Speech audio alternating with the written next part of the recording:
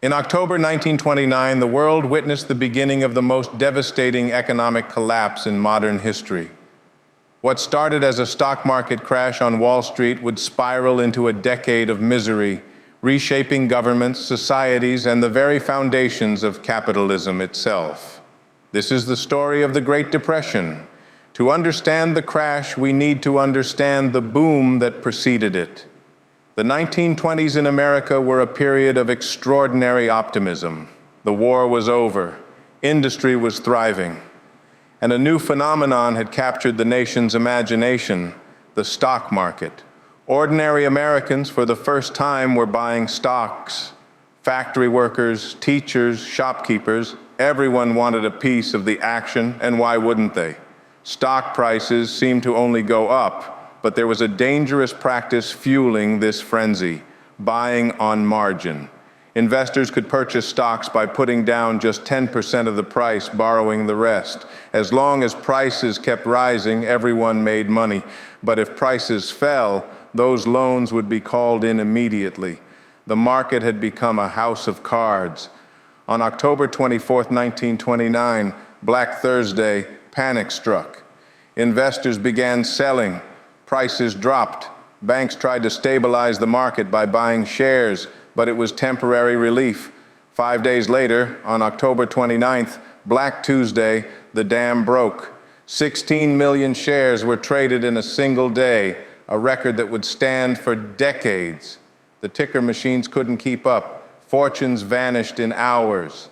By mid-November, the market had lost 40% of its value.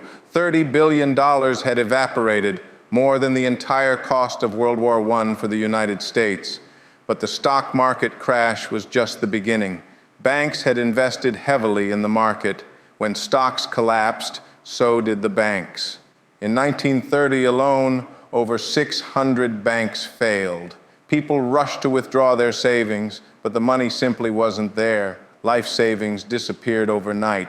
Without credit, businesses couldn't operate, factories closed, workers were laid off, and those unemployed workers couldn't buy goods, which meant more businesses closed, which meant more layoffs.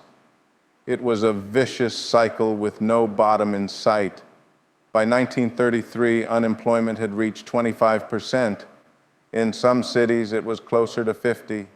Bread lines stretched around city blocks.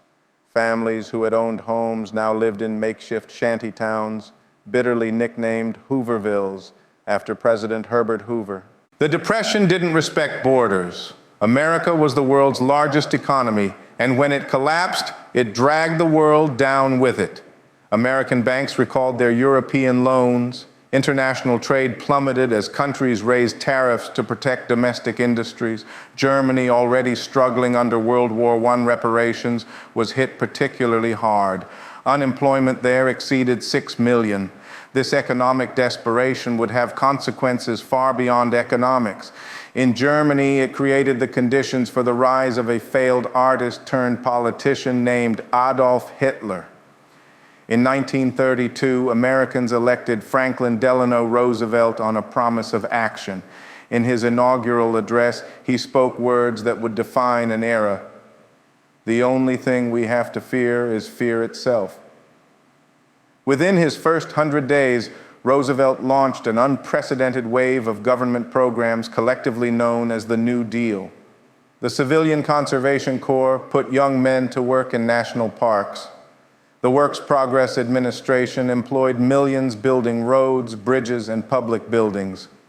Social Security was created to protect the elderly from poverty. Banking regulations were strengthened. Labor unions gained new protections. The New Deal didn't end the Depression. That would take World War II.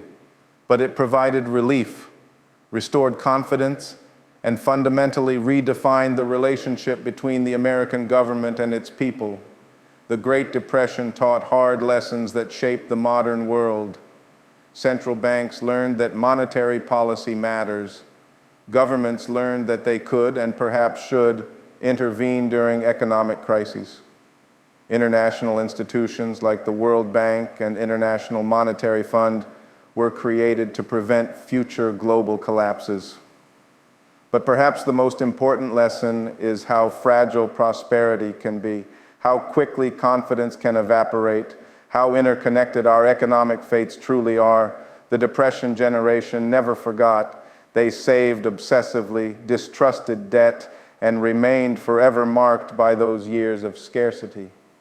The Great Depression remains the benchmark against which all economic crises are measured. When the 2008 financial crisis hit, policymakers explicitly studied the 1930s to avoid repeating those mistakes. Nearly a century later, the Depression still echoes in our institutions, our policies, and our collective memory of what happens when the economic foundations we take for granted suddenly give way. If you found this video valuable, consider subscribing for more deep dives into the events that shaped our world. Drop a comment below. What economic topic should we explore next?